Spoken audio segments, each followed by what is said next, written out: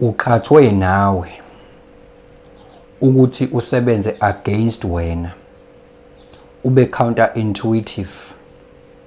The very same way okuhackwa ngayo ama-account ku-social media, umuntu bese hamba ecela nge-account yakho imali kubantu. It is the very same way i-consciousness yethu ehackwe ngakhona. Asiphili impilo zethu la, sihackiwe. But the only difference is laphana umuntu uhamba ecela ngegama lakho noma nge-account yakho imali kubantu, enza zonke izinto ongazifuni. Kodwa la kwi-consciousness wena wenza lezi zinto to yourself. You are doing these things to yourself.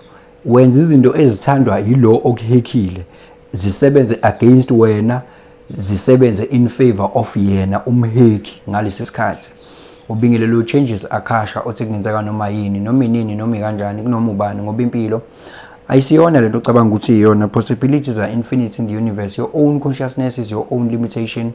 Kukude lapho esisuka khona futhi kukude lapho esiya khona. Beka phansi umoya, ungatatazeli, uyabona. Tina what we receive what we call consciousness. That is what we receive. We download la kwilokungana yethu, kwi-hardware yethu. This is the brain, by the way. This is the brain. This is the brain. Right hemisphere no left hemisphere, okusho ukuthi u-subconscious no conscious. Yabo, nansi hardware, umqo, i-engine. This is a quantum computer. I-consciousness is everywhere. Yes, not ukuthi you have the consciousness in your brain. No, you don't have the consciousness. You are in the consciousness, because the consciousness is everywhere. Like fish in the water. It's not like fish is unamanzi ufish, cha, ufish usemanzini, hayi ukuthi amanzi akufish. It's other way around. So you are not having consciousness, you are in the consciousness. We are in the conscious, we are just swimming in the consciousness. It is everywhere. So you are downloading it with your brain. And then that consciousness is what creates the reality. So you download the consciousness when to your brain, it comes to your brain, and then you produce what? You produce the reality with your left brain hemisphere. Oh, it's other way around. Let me put it this way. The reality comes out like this from your subconscious, né? While when you received what? You received the consciousness. You received the consciousness to your brain. This is what? Right brain hemisphere. This is what? Input. This is where the information is coming in.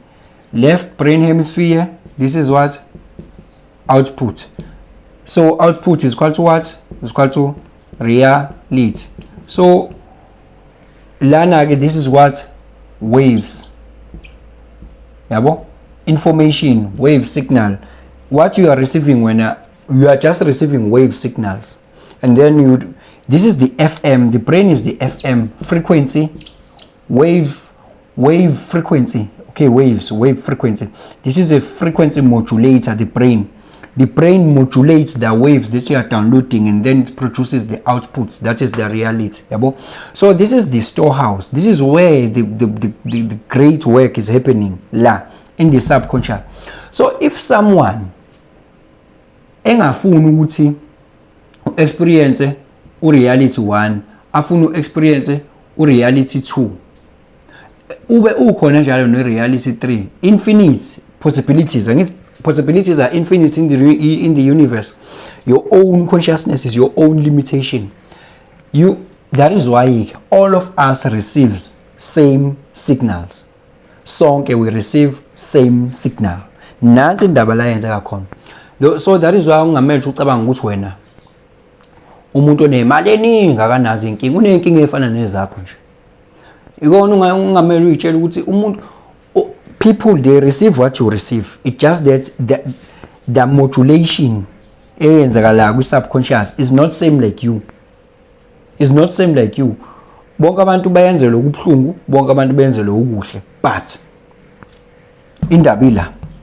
Then lempi ke ayisekho physical, lempi spiritual, lempi mental, ngoba kwabonakala ukuthi laba banamandla laba nje vele asivele silwe nabo ngalendlela le, yabo. So umuntu kwasethi ke let us hack these people, let us make these people to do what we like, let us, ngoba in favor of what? All the reality, why they do what they do, it is in favor of the system. Which system? The system that we are operating in right now. Le system le, i-life yayo noma i-soul yale system noma i-blood yale system yini? It's money. Yabo? Wona oxygen that keeps this system running. So if it's money, then let us prioritize money to these people. Now, let us prioritize money to these people in their subconscious. Let us put what? Money. Money means moon. Money, moon, and what? Emotions. Kumbulu subconscious is the emotional brain. So our system is soul yayo is money. So let us prioritize money in the brain of these people more than life itself. So that was the first thing to reprogram you. Is for them to get money. Let's tell them that they have to work to get money. So inkinga yaqala ekuthenini ucreate uprioritizelwe into engayona i-priority first. I-priority was life, not money. Money comes after. But if money is overrated than life, now it's like money substituting life. So people can lose even their lives in pursuit of money. So by so doing, let's tell them what they have to wake up and go to work. It's for the system. This money that we are prioritizing to them, let us make it difficult to get it. Let us make it what? Difficult to get this money. Let's make it difficult to get this money for them. Ziningi izinto ezenziwe emalini ukuze kube nzima ukuyichase. Kusho ukuthi uchase utalaku ngobani utshelwa into engeyona, imali ayichaswa ngale ndlela le wena uyichasa ngayo, nangale ndlela ukuthi you cannot acquire money physically. Money is spiritually.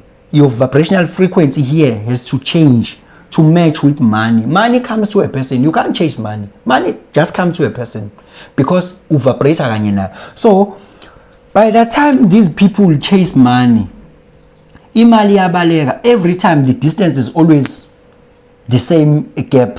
Yabo? Always the same gap between money and them. And then kwenzekala lapho they vibrate lower. Ngenxa ukuthi imali ayitholakali.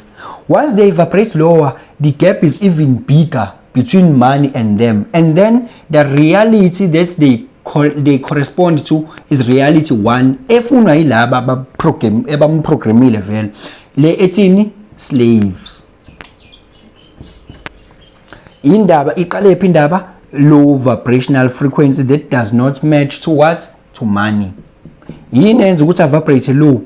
It's because money, the distance between yena and money.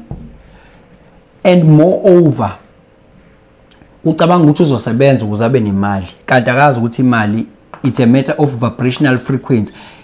If you allow money to make you happy, it means you are also giving the authority to money to make you sad if you don't have money. That is a very great recipe for reality one, slavery and disappointment. Yabo? So now we have been hacked. So they also do things. They also do things. Kuma reinforce this subconscious through ama marketing, media and marketing. What they do, they just prioritize izinto ezingayona priority. Benza ukuthi wena bethu uyayidinga into e1 no 2 no 3 kodwa at the same time kuba ngazi ukuthi awuphelele mangabe ungenayo kodwa inkinga awungeke ukwazi ukuyithola.